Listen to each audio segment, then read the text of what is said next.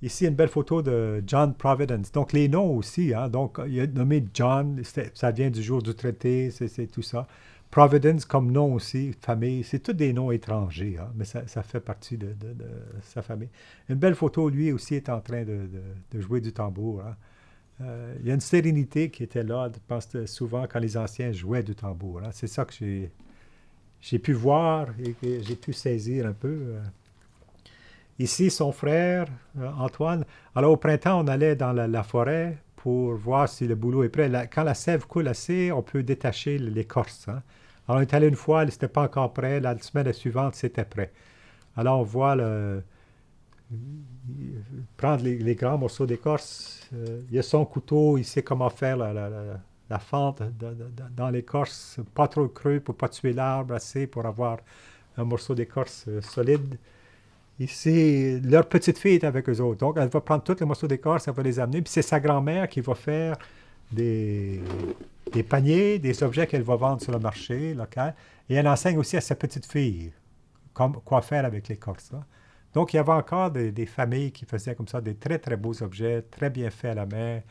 Euh, on s'en servait des fois, c'était des fois des cadeaux. Puis souvent, c'était sur le marché parce qu'il y avait des petits magasins à high level où on vendait de l'artisanat. Donc, c'est une source aussi de revenus pour la famille. Hein. Et j'ai eu l'occasion d'écrire un texte avec Hervé, son nom c'était Tricoso, Harvey Tricoso, son premier nom, je vais reprendre, c'est Kim Harvey Tricoso. Quand j'ai quitté l'Université de Calgary pour l'Université Saint-Paul en 97, c'était comme devenir doyen, fonder une nouvelle faculté, la Faculté des sciences humaines, dans laquelle on a créé un nouveau programme, l'étude de conflit, une maîtrise en études de conflit. Il y a maintenant un baccalauréat, un doctorat. Et alors, quand j'ai fini mes 8 ans de décanat, je suis devenu professeur dans ce programme-là. Parce qu'à ce moment-là, le centre d'anthropologie, centre de recherche canadien d'anthropologie n'existait plus. Donc, j'ai eu tout à coup une nouvelle adresse. Et quand j'ai quitté Calgary, cette étudiante-là arrivait de Californie pour travailler avec moi sur les Dénétas. Mais j'étais plus là. Puis mon collègue Usher Fleissing, il l'a pris sous ses ailes. Puis elle est allée dans l'école et elle a travaillé avec les jeunes enfants pour décrire la communauté, faire dessiner. Puis ce qui s'est aperçu, c'est que les enfants, les dessins varient évidemment selon le détail, tout ça. Mais dans presque tous les dessins, il y a des accidents ou il y a des tentatives de meurtre, il y a des choses violentes qui se produisent. Et elle remarquait une différence. Il y avait des dessins où l'issue était positive, malgré une attaque, malgré quelqu'un qui tombait dans la rivière, malgré un accident d'auto. C'était pas mortel. Un peu plus bas de la rivière, quelqu'un arrivait à sortir la personne de l'eau avant qu'elle se noie. La personne qu'on avait blessée à coups de couteau était récupérée dans une auto, puis était vite amenée à l'urgence, et puis on sauvait sa vie. Donc, il y avait une issue. C'était pas mortel ce qui venait d'arriver. Ça sortait. Puis les enfants qui étaient capables de produire des récits semblables, c'était les enfants qui passaient le plus de temps avec leurs grands-parents, dans la forêt, dans des activités traditionnelles. Hein. C'est pour ça que la petite fille s'apprenait avec tous ces morceaux d'écorce. C'est ce genre de petite fille-là qui ferait un dessin, au fond, où les choses vont bien aller au bout du compte. On va quand même avoir des grosses épreuves, mais ça ne sera pas la mort. Tandis que d'autres enfants, c'était vraiment, oui, la personne est morte, c'est fini, c'était noir, c'était noir. Hein. Et ça m'a fait avec elle, quand j'ai lu sa thèse de maîtrise, c'était tellement bonne, on a publié dans une recherche amérindienne au Québec un bel article. L'espérance passe de la forêt, de la salle de la forêt à la salle de classe. Et il y avait un étudiant au Sierra qui était venu de Paris. Et puis lui travaillait à Paris dans un quartier avec des immigrants, des familles des réfugiés, tout ça. Et il avait introduit dans les classes des aquariums de poissons et des plantes dont les étudiants allaient prendre soin des plantes. Hein. Et c'était produit une révolution dans les classes parce que les enfants allaient tous à la bibliothèque puis cherchaient des livres de botanique, des livres de zoologie. Ils voulaient prendre soin des vivants. Hein. Puis il les avait amenés, lui c'était un pêcheur aussi, je me souviens pas son nom, je pense que j'ai son nom dans l'article. En tout cas, il les avait amenés aussi à la pêche à la campagne, puis il est revenu. Il avait tout réanimé, ces enfants-là, des ghettos parisiens. Hein. Puis les parents ne revenaient pas, mais nos enfants lisent le soir, ils ne veulent pas aller au lit, ils continuent à lire. Il avait comme changé la dynamique, hein, puis c'était justement la même dynamique qu'il y avait chez les enfants d'aînés. En contact avec la vie naturelle, il y avait comme un sursaut de vie chez ces gens-là. Hein. Et puis donc une soif du savoir aussi qui était dans les livres, et ainsi de suite. Et, donc je pense, ça montre encore comment les questions existentielles d'aînés, puis les questions dans les ghettos parisiens, les d'aînés et ces enfants de ghettos se rencontreraient, ils se comprendraient immédiatement. Ils diraient, je t'entends, je te comprends. Hein? Et donc, je pense qu'il ne faut pas trop exotiser les dénés ou les voyous. C'est vraiment voir les préoccupations humaines, les aspirations, les conditions qui rendent la vie meilleure. Et on s'aperçoit que je pense que c'est des conditions universelles. Hein. Alors, c'est la photo, justement, la petite fille qui s'en va avec ses... Alors, c'est du tonique pour l'espérance. C'est plus que fabriquer des paniers, on fabrique des êtres humains qui fabriquent l'espérance. Hein. Parce qu'on est juste connectés comme ça. Ici, deux jeunes filles proches des carcasses d'auto. C'est plein de carcasses d'auto sur toutes les réserves indiennes. Hein. Puis les Blancs vont dire, mais ils laissent cela, mais c'est un réservoir de pièces de rechange. Hein. Les jeunes garçons sont mécaniciens. Ils apprennent à démonter et remonter une auto en dehors de l'école. Hein. Tous les garçons font ça. Hein. Pas tous, mais... Alors, c'est quoi? C'est des pièces d'échange, c'est des pièces de rechange, c'est des pièces... le son là, c'est un réservoir. Les gens savent exactement ce qui reste comme pièces dans... Et puis, une fois, des nés comme ça, ils avaient acheté une auto, puis Jean-Marie Talley était venu me voir, puis il dit, il faudrait retourner au garagiste, là, où ils ont acheté l'auto, parce que l'auto qu'ils ont vendue n'est pas bonne, elle ne fonctionne pas, elle est tombée en panne après une semaine, et puis... Fait que j'étais allé il était là avec ses petits-fils, il était trois petits-fils dans 16 ans à 20 ans, puis lui, puis moi, puis alors on s'en va chez le concessionnaire d'auto de seconde main, puis alors moi je traduis pour Jean-Marie Talley, puis alors je traduis comment l'auto a mal fonctionné, l'auto est tombée en panne, ils ont payé, je pense que c'était 800 $, puis ça valait pas 200, puis ils voulaient une auto, une vraie auto, ils n'étaient pas venus acheter pour acheter rien, puis j'ai négocié en tout cas 1 heure de temps. Le gars disait non, ça se peut pas, l'auto. Puis j'ai continué à négocier sur la foi de la parole de Jean-Marie Talley. Et puis, en retournant en route, là, Jean-Marie Talley disait tout haut. Et puis, disons qu'on va dire, c'est André, c'est un nom comme ça. Hein. André, quand il l'a acheté, il ne savait pas qu'il fallait changer de vitesse quand on roulait. Hein. Donc, il a brûlé tout l'engrenage et tout ça. Là, il a raconté comment il avait brisé l'auto. Mais ils étaient tous contents qu'on avait négocié ensemble. Il avait mis au fond à profit notre alliance, puis mes capacités de négociateur, pour avoir une deuxième chance d'avoir une auto en sachant qu'il fallait changer de vitesse, quoi, à mesure qu'on prend de la vitesse. Et, donc, c'est des occasions comme ça, c'est après coup, en riant ensemble. Là, je pouvais rire avec eux autres, je disais, ouais, elle est bonne. Parce que moi, de bonne foi, je pensais vraiment que c'était vrai ce qu'ils disaient, que c'était... Il y avait eu un citron, mais non, il y avait eu une bonne auto. Ici, la dernière photo avec laquelle j'ai pensé, Claire, c'est... Je me revois ici, j'ai dit, mes amis, Jean-Guy, tu étais jeune, beaucoup plus jeune que maintenant, hein? Mais c'est vrai, hein? J'avais tous mes cheveux, j'ai perdu ça en cours de route. Mais ici, aider, donc, le petit, pour l'enregistrer, des cassettes, des notes. Donc, je faisais 1 heure comme ça avec des gens. Après ça, j'écoutais les cassettes, j'apprenais des phrases par cœur. Alors, je répétais des phrases aux gens, parce qu'il y a une intonation, c'est comme un chant. Hein? S'il manquait un bout de phrase, les gens comprenaient la phrase. Alors, j'ai toujours appris des phrases avant d'apprendre des mots. Ça fait partie de mon acquis, au fond, en linguistique, d'avoir appris le voyou-naiki. Et ici, donc, un beau moment avec quelqu'un qui veut m'aider. Et ça m'a rappelé aussi l'importance d'apprendre la langue. Hein. Quand j'ai dit, qu'est-ce que ça fait apprendre une langue? Premièrement, ça le ralentit. On ne peut pas apprendre une langue vite. Hein. Et aussi, je me mets à l'école des autres. Hein. C'est eux autres qui sont mes enseignants. Hein. Je me mets dans un lien de dépendance. Hein. Ah, c'est inouï ce que ça fait. Hein. Puis une fois, on était au magasin à High Level et puis un groupe de déné s'était venu autour de moi. Puis là, il s'était mis à parler en déné avec moi. On a eu une conversation de 10 minutes. Le gérant était proche, puis le gérant écoutait tout ça, puis il voyait que je parlais déné avec les dénés. Puis c'était à quelle heure tu retournes, puis tout ça dans le camion, puis toutes sortes de questions. Qu'est-ce qui se passe là? Puis là, une fois qu'on avait fini la conversation, ils se sont retournés vers le gérant, puis on dit au gérant, tu vois comme on lui enseigne bien. Et c'est là que j'ai compris la fierté qu'ils avaient à m'enseigner. Hein. J'avais toujours l'impression que c'était mes efforts. Hein. Non. C'était, tu vois comme on lui enseigne bien. C'est vrai, c'est un effort collectif. Hein. C'est les autres qui le faisaient. Hein. Et à un autre moment donné aussi, les adultes disaient, il y avait des rencontres à l'école ou différents endroits publics, puis ils disaient, mais tu devrais parler en public en Dénéda. Puis non, je faisais des fautes, je faisais des erreurs, puis je ne me sentais pas compétent. Puis ils continuaient à insister, puis comme ils insistaient tellement, j'ai dit, allez demander aux anciens, puis je venais avec leur réponse. Puis 2 semaines après ça, les anciens disent que tu devrais parler en public. Premièrement, il y en a qui ne vont pas te comprendre. Deuxièmement, il y en a qui vont te comprendre.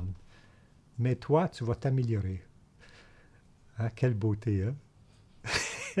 Donne-toi des occasions de réussir, mon garçon. Hein? C'est le message des anciens. Au fond, il dit ça à toute la communauté. Donnez-vous des occasions de réussir. Alors, c'est comment multiplier des occasions de réussir. Et pour moi, la réussite, d'apprendre une langue, hein, je disais, c'est une conviction qui m'est venue en apprenant 2 langues autochtones. C'est celle de dire, de ne pas apprendre une langue pour dire des choses que je sais déjà avant de me rendre là, mais pour écouter des choses que j'aurais jamais entendues dans ma langue à moi, dans mon milieu d'origine. Et quand je suis rendu là à écouter des choses que je n'aurais jamais entendues, je suis rendu chez eux, pas avant. Et c'est là que commence la conversation chez eux. Et finir avec une expression, comme en anglais, souvent on disait des gens, ça c'est sa superstition. Il y a quelqu'un qui venait à la maison, j'offrais du gâteau, quelqu'un qui m'a dit, gon et reza beta. Est-ce qu'il y a des œufs dedans? Puis je disais, mais pourquoi il demande ça? C'est sa superstition. Il ne veut pas écouter tel genre de musique. C'est sa superstition. Ça me fatiguait, ça, de dire sa superstition. Oui, oui. Fait que j'ai demandé à une personne, j'ai dit, mais si tu dis ça dans ta langue, comment tu dis ça? Deneda, Krida, tu dis. Comment tu dis ça dans ta langue? Puis là, il a dit, Denevoli et Dadi. Ah oui, j'ai dit, maintenant, OK. Il me dit ça, moi, je ne sais pas ce que ça veut dire. Je connais 2 mots là-dedans, mais je ne connais pas l'expression. Alors, j'ai dit, maintenant, traduis-moi ça en anglais. Cette personne-là connaît un animal. On est rendu chez les Dénés. J'ai l'impression de m'être rendu là, puis oui, c'est une grande chance, un grand bonheur, une grande grâce d'avoir pu me rendre là, mais je me suis rendu là parce qu'aussi, ils ont ouvert leurs portes, leur cœur. On a essayé de se connecter, au fond, puis c'est comme ça. Écoutez, écoutez, écoutez. J'avais demandé à Auguste Natana, qui est le peintre ici, qui est autodidacte, une peinture de la cérémonie des prophètes, au fond, quand les gens vont prier ensemble en faisant des offrandes. Et un jour, il m'est arrivé avec cette peinture qui était de dimension beaucoup plus grande que j'attendais, mais qui m'a beaucoup touché par la précision et tous les éléments qu'il a intégrés. Donc, la première chose qu'il a fait, il a situé, même si toutes les cérémonies auxquelles j'ai participé étaient sur la réserve, donc loin de la rivière, il a situé cette peinture-là proche de la rivière avant que les gens soient sédentarisés dans la réserve. Et la première photo que je vous ai montrée au début, c'était le territoire. Et ensuite, je vous montrais le Déné en canot. Après ça, qui arrivait sur la berge, il y avait sa famille qui l'attendait en canot. La rivière, les courants d'eau, c'est au cœur de la nation Déné. Et ici, donc, on a vu tout ce territoire-là. Dès que les Dénés voient ça, ils savent exactement quelle prairie le long de la rivière on se trouve. Donc, c'est un endroit où, antérieurement, dans les années 30, 40, on faisait des cérémonies. Donc, pour lui, la cérémonie, c'est un temps avant la réserve. Donc, c'est déjà un peu ambigu, une cérémonie sur la réserve, même si elle était là. Ici, donc, le centre, c'est évidemment le centre de la cérémonie, c'est la fumée, les offrandes sont faites, ça peut être du thé, ça peut être du tabac, c'est des graisses d'orignal, et ainsi de suite. Et chacun va faire, et on danse autour, vous voyez, ils dansent. Ici, vous voyez les drapeaux des prophètes. Hein? Les autres, ils reçoivent ces symboles-là dans des rêves, et puis ils demandent ensuite à leur nièce ou leur fille de faire les drapeaux. Ils sont toujours là pour communiquer, dire, avec les esprits qui ont envoyé des messages pour la communauté. L'autre chose qui est très... Quand on voit ici, il y a des enfants qui jouent avec des arcs et des flèches dans les buissons. L'occasion des cérémonies, justement, la vie continue autour. Donc, il a mis encore là des jeux, peut-être qu'on ne verrait plus au moment où il faisait la peinture, mais qui se remémorent tous ces aspects-là de la vie. Et ensuite, chaque groupe, on peut identifier chaque personne ici. Il y a personne, chaque personne a son nom dans la communauté. C'est tous les gens de la communauté telle qu'elle. Et lorsqu'on a un groupe assis ensemble, c'est un groupe de telle famille, de telle prairie, et ainsi de suite. Donc, c'est vraiment très, très réaliste. C'est comme ça que les gens se retrouvent ensemble. Et vous avez ici les prophètes, donc Alexis Senyanta, hein, qui est le prophète, celui qu'on appelle Shidane. Il faut toujours deux personnes, hein, ils disent dans leur tradition, s'il y en a deux qui sont ensemble, un pour jouer du tambour et l'autre pour chanter, les choses vont bien aller encore. Il s'agit mais de jamais abandonner l'idée d'être deux, un pour jouer du tambour, l'autre pour chanter. Et c'est comme ça qu'on garde le centre, au fond, de l'existence de la communauté. Donc, j'avais pensé, parce que c'est une tradition, quand je disais comment les gens résistent aux tentatives d'assimilation, ils résistent en partie en maintenant ces traditions-là, en invitant les gens à y participer. Il y a 2 étés, j'ai été invité à nouveau à l'Assemblée nationale des Deneta à Meander River. On avait la même cérémonie, tout le monde était invité à faire ses offrandes de tabac et tout ça. Donc, c'est fait partie.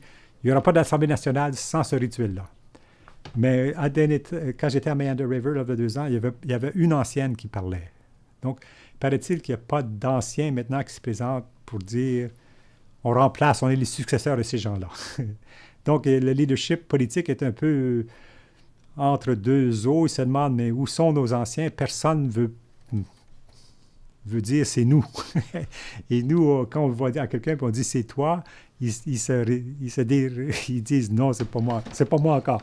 On ne sait pas, donc on est, je pense, dans une zone floue un peu pour tout le monde, mais ça fait certainement partie de l'héritage d'un État.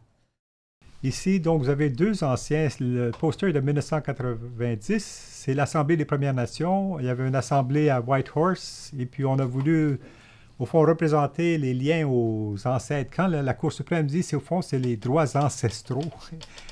La place des aînés, la mémoire ancestrale et tout ça est très importante dans l'affirmation des droits et la reconnaissance des droits autochtones. Vous avez Alexis Senyanta ici, Willie Denachwan. Ils ont été élevés ensemble. Lui était orphelin. Il a été élevé avec par les parents de Willie Denachwan. Willie, c'est celui qui avait fait dire à sa fille on ne peut pas aider les Blancs parce qu'ils ont perdu leur esprit. Puis une semaine plus tard, il disait mets ta main près de la mienne et puis on est de couleurs différentes, mais si on coupe la peau, tous les deux, on a le sang rouge qui coule. On est frères, hein? On est des frères. Alexis Senyanta, c'est lui qui m'a appris à prier avec le tambour, évidemment. Et peut-être une petite histoire à son sujet. Ça, c'est 1990. En 1984, le pape Jean-Paul II devait venir au Fort Simpson. Et les organisateurs de Fort Simpson avaient envoyé, j'étais là, m'avaient demandé d'offrir du tabac à Alexis Senyanta pour qu'il prie en vue de cette grande rencontre entre le peuple Déné, la nation Déné, parce qu'on demandait au pape, dans son discours, d'affirmer les revendications à la nationalité Déné, au territoire Déné, et ainsi de suite. Donc, pour les Dénés, c'était très, très important. Et donc, j'ai accepté là. Je suis allé porter du tabac à Alexis Senyanta. J'ai dit, il a doucetek et il y a. Alors, c'est pas vraiment mon tabac, c'est le tabac de ceux, parce que Déna Dihiti, alors le chef des évêques va venir dans votre terre. Donc, j'expliquais un peu toutes les choses. Et puis, alors, j'ai dit, il demande au fond que tu pries pour le succès de l'événement, tout ça. Alors, 3 jours après, il me rencontre et il dit, oui, j'ai dormi sur mon oreiller avec le tabac sous l'oreiller. Puis j'ai vu toutes les routes, des centaines d'autos s'en aller partout. Il n'y a aucun accident. Il y a quelques capots. Les moteurs sont trop chauds. Les capots sont levés. Les gens arrivent en retard. Mais tout se déroule bien. Tout le monde est là. Mais le pape n'arrive pas. Mais c'est pas grave parce que pourquoi qu'on se rencontre, c'est pour prier. Erasutselika. Le pape ne sera pas là. Puis de fait, le jour où le pape devait atterrir, il y a eu du brouillard. La rivière des Liards arrivait dans le Mackenzie. Un brouillard immense. On a essayé de faire brûler, on a essayé de mettre des gros éventails. Le brouillard était là, l'avion du pape atterrissait pas. Alors, c'était... Puis moi, j'avais dit aux organisateurs, écoute, tout va bien, sauf que le pape ne soit pas là. Alors, puis quand arrive le jour, le pape n'est pas là.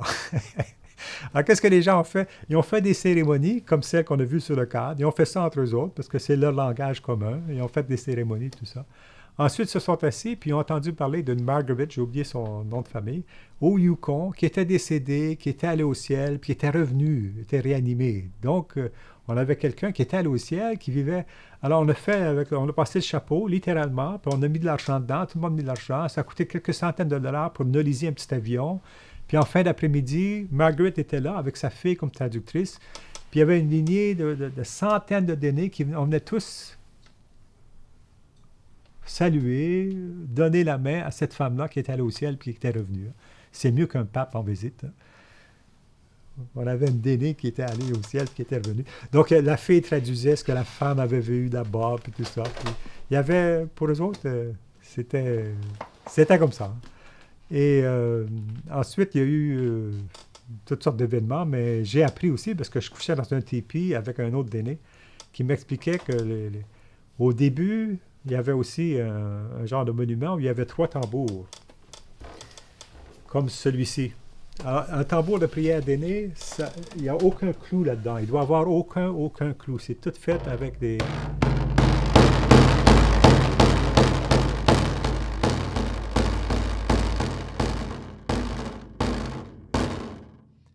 Et on entend... Il faut entendre le chant aussi des... On entend le chant des lanières ici. Hein? On fait chanter le tambour. Hein? Le tambour est une personne. Hein? Il est entre nos mains, mais il est vivant. Hein?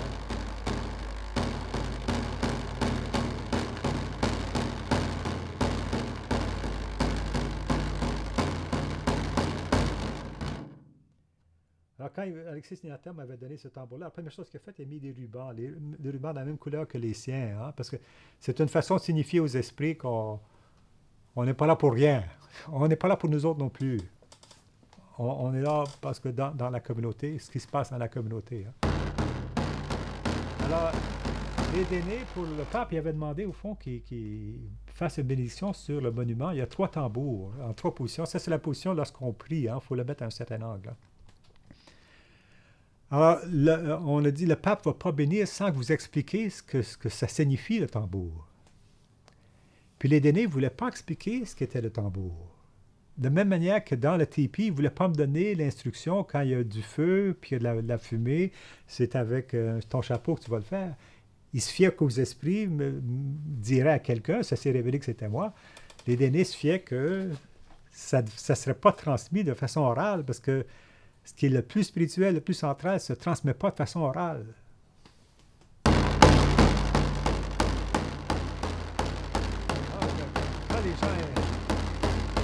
Quand on danse ensemble et tout ça, qu'est-ce qui nous arrive? Hein? Il arrive pour certaines choses qui sont pour tout le monde. Hein? Alors, les responsables de Dog Rib et tout ça, ils ont envoyé un émissaire chez Alexis Signata. Quand je disais la nation d'aînés, le mouvement a commencé avec des Dénétas qui étaient allés dans le Nord. Les Dénétas continuaient, les Dog Rib et tout ça, continuaient à consulter les anciens à Chatay. Ben, c'est là qu'étaient les grands maîtres, au fond. Ils sont venus demander à Alexis Signata. Oui.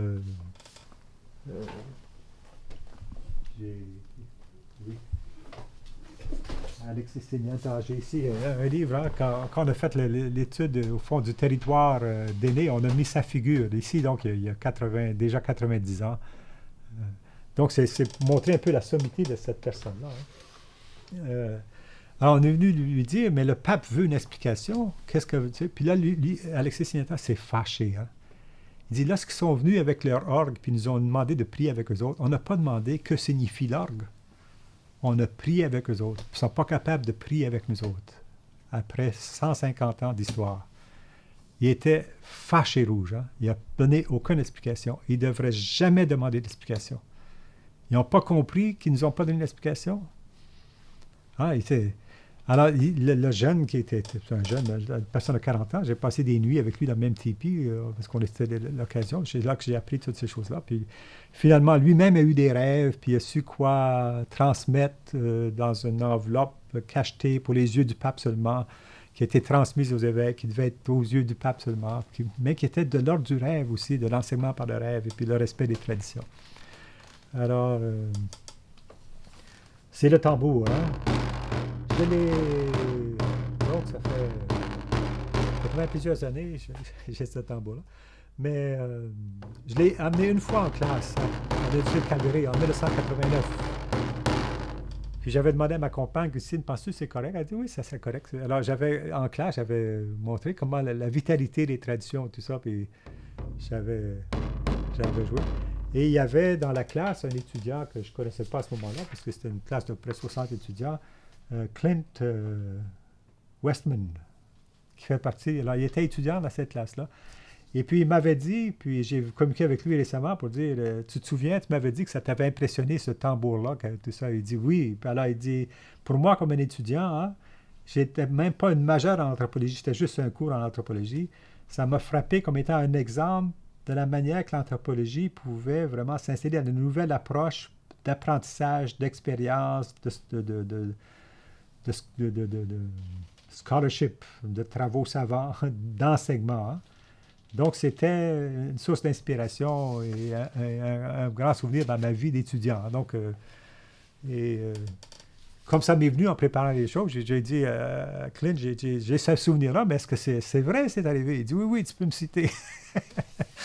Parce que, qu'est-ce qui est un souvenir? Il faut vérifier des fois avec les autres. C'est qu'est-ce qui est vraiment arrivé. Donc, il faut continuer à se parler. C'est un peu... Puis, je pense que le tambour avec les dénés, c'est une façon de continuer à se parler. Hein. Je pense que c'est ça l'enseignement avec ces élèves.